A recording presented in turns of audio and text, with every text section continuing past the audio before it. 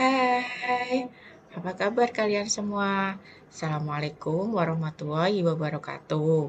Selamat pagi, selamat berjumpa dengan pelajaran Bahasa Indonesia. Kali ini kita akan belajar KD 4.2, yaitu mengungkapkan pengalaman dan gagasan dalam bentuk cerita pendek dengan memperhatikan struktur dan kebahasaan. Nah, tujuan pembelajaran yang bisa kalian capai pada pertemuan hari ini adalah: satu, merancang cerita pendek; dua, menulis cerita pendek; dan yang ketiga, menyunting cerita pendek karya kalian sendiri atau juga karya teman. Kegiatan pembelajaran yang akan kita lakukan hari ini, yang pertama adalah merancang cerita pendek. Yang kedua, menuliskan cerita pendek tersebut. Baru yang ketiga adalah menyunting cerita pendek. Kita masuk pada kegiatan pertama ya, merancang cerita pendek. Pada saat kita merancang cerita pendek, pilih tema yang sesuai dengan kemampuan kalian. Maksudnya apa? Maksudnya adalah biasanya untuk penulis pemula seperti kalian itu memilih tema yang mudah dulu. Misalkan nih, tema yang sesuai dengan pengalaman hidup kita atau orang-orang terdekat dengan kita. Bisa juga nih tema itu diangkat dari budaya setempat yang udah kalian kuasai. Intinya tuh ya, jangan memilih tema yang terlalu sulit untuk diri sendiri.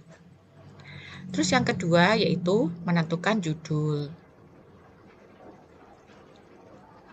Nah, cara menentukan judul cerpen agar menarik: satu, pendek, jangan lebih dari 4 kata kalau bisa. Yang kedua, dengan memilih satu kata saja tapi sangat memesona. Misalkan nih, kalian pernah kan melihat film atau membaca novel Dylan. Nah, itu tuh satu kata tapi membekas. Yang ketiga, diambil dari nama tokoh utama cerpen, seperti yang tadi Ibu contohkan ya.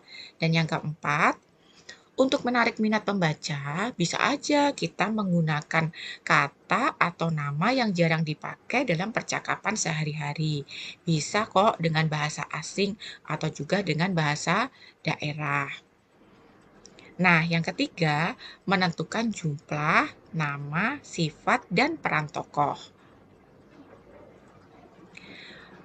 Misalkan seperti ini, cerpen itu fokus aja pada satu atau 3 tokoh aja. Kemudian nama tokohnya ditentukan terlebih dahulu agar kita mudah merancang tahap berikutnya.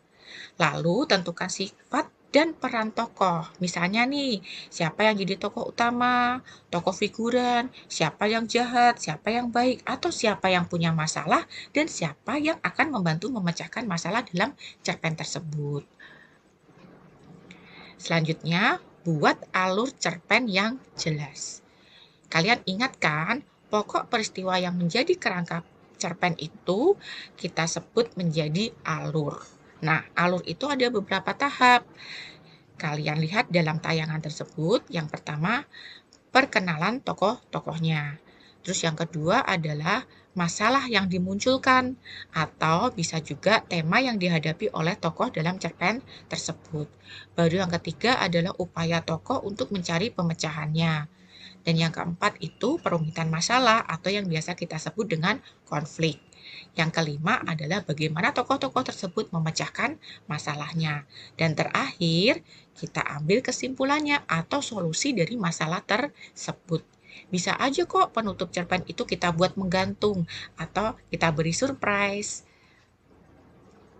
Nah, selanjutnya kita bikin cerpen itu menjadi lebih indah dengan menggunakan sastra.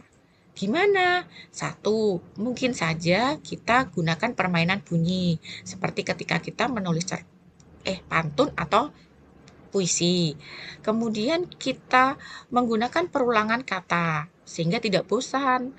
Dan yang ketiga, kita bisa menggunakan kata-kata yang jarang dipakai dalam percakapan sehari-hari. Nah, setelah kalian menentukan dan menulis cerpen, bagian yang terakhir adalah menyunting cerita pendek. Apa aja nih yang perlu kalian cermati ketika menyunting? Yaitu keefektifan kalimat, kemudian pemilihan kata, ketepatan ejaan, kesalahan tulisan, dan juga keterpaduan paragraf.